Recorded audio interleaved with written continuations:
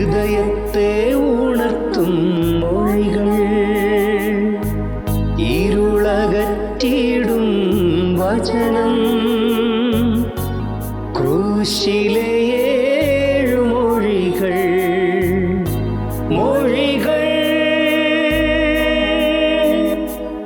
ദൈവനാമത്തിന് മഹത്വമുണ്ടാകട്ടെ. അരുമനാഥൻ ക്രൂശിൽ കിടന്നു മൊഴിഞ്ഞ 5-ാമത്തെ മൊഴി യോഹന്നാൻ സുവിശേഷത്തിൽ മാത്രമാണ് രേഖപ്പെടുത്തിയിട്ടുള്ളത്. ചെറുതെങ്കിലും ആഴമേറിയ അർത്ഥതലങ്ങളുള്ള എനിക്ക് ദാഹിക്കുന്നു എന്നുള്ളത്.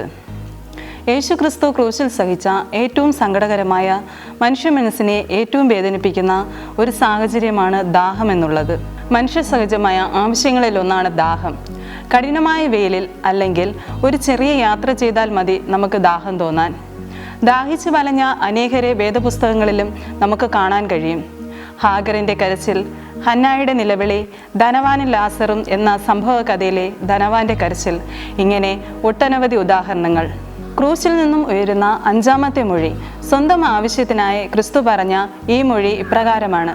വിശുദ്ധ യോഹന്നാൻ സുവിശേഷം 19-ാം അധ്യായം 28-ാം വാക്യം. എനിക്ക് ദാഹിക്കുന്നു. ഒരു സാധാരണ മനുഷ്യൻ എന്ന നിലയിൽ യേശുവിന് ദാഹിക്കുന്നു. തലേന്ന് രാത്രി ശിഷ്യന്മാരും ഒരുമിച്ച് പെസഹ കുടിച്ചതാണ്. പിന്നീട് കർത്താവിന് ലഭിച്ചത് കൊടിയ പീഡകളായിരുന്നു. ഗെത്ശമന തോട്ടത്തിൽ പ്രാർത്ഥനാ നിരതനായ യേശു ക്രിസ്തുവിൻ്റെ രോമകൂപങ്ങളിൽ നിന്നുതിർന്നത് രക്തത്തുള്ളികളായിരുന്നു. ആ സമയത്ത് റോമൻ പടയാളികളും ചേവകരും വന്ന് ഒരു കൊടും കുറ്റവാളിയെ എന്ന പോലെ ബന്ധിച്ച് കൊണ്ടുപോകുന്നു. പിന്നീട് അങ്ങോട്ട് കൊടിയ പീഡകൾ നാഥന് നേരിടേണ്ടി വന്നു. ഒരു രാത്രി മുഴുവൻ നീണ്ട പീഡകളും ആക്ഷേപങ്ങളും ഉപദ്രവങ്ങളും ഒന്നിനു പുറകെ ഒന്നായുള്ള വിചാരണകളും യേശുവിനെ ക്ഷീണിതനാക്കി. ഭാരമേറിയ കുരിശും വഹിച്ചുകൊണ്ടുള്ള കാൽവരിയിലെ യാത്രയും ചാട്ടവാറടിയിലൂടെയുണ്ടായ മുറിവുകളിലൂടെ വാർന്നു പോയ രക്തവും തലയിലെ മുൾമുടി കൊണ്ടുള്ള കിരീടവും കൈകാലുള്ള ആണിത്തറയ്ക്കപ്പെട്ട വേദനയും യേശുവിനെ തീർത്തും ക്ഷീണിതനാക്കി.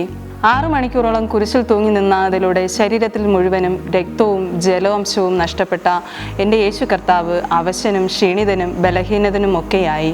ഇപ്രകാരം സഹിക്കാനാകാത്ത വേദനയാൽ ഉഴലുന്ന യേശു ക്രിസ്തുവിനെ തീവ്രമായി ദാഹിക്കുന്നു. ക്രൂശുമരണത്തിൻ്റെ വേളയിൽ ദാഹജലത്തിന് വേണ്ടിയുള്ള നിലവിളി അപൂർവമായിരുന്നില്ല. ഇങ്ങനെയുള്ള നിലവിളിക്കായുള്ള പ്രതിവിധിയായി കയ്പ് കലർന്ന വീഞ്ഞ് നൽകുന്നത് പതിവായിരുന്നു.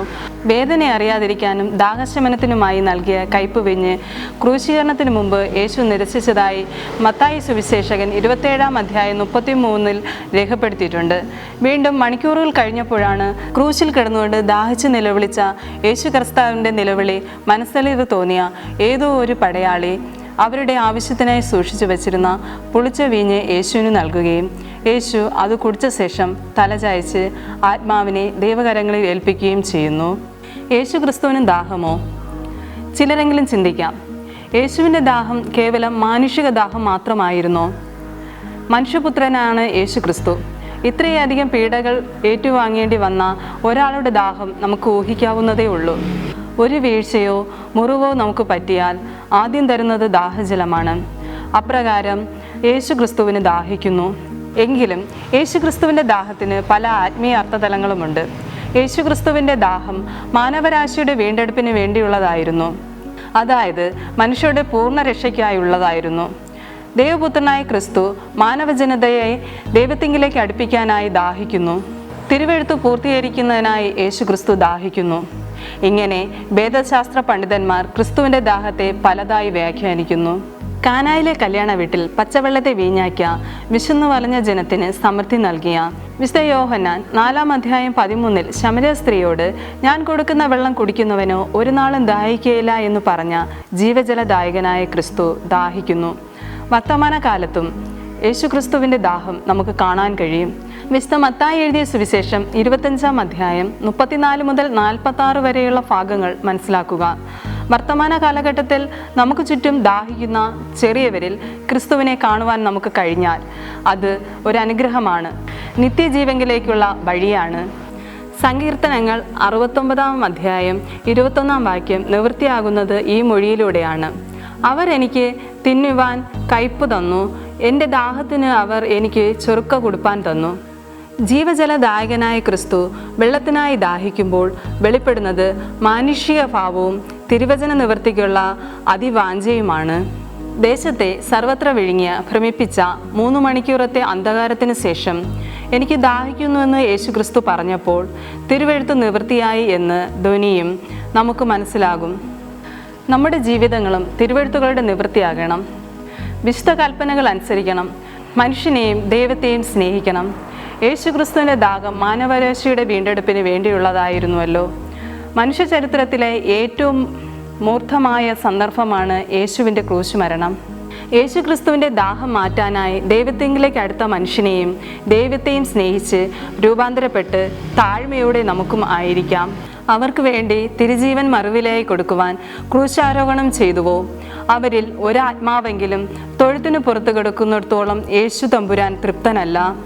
പ്രിയരെ, നിങ്ങളെക്കുറിച്ച് യേശുക്രിസ്തു ദാഹിക്കുന്നു. ആ മാറ്റൊലി നമ്മുടെ ഹൃദയങ്ങളിൽ ഈ നല്ല വെള്ളിയാഴ്ച ദിവസം മുഴങ്ങുന്നില്ലേ?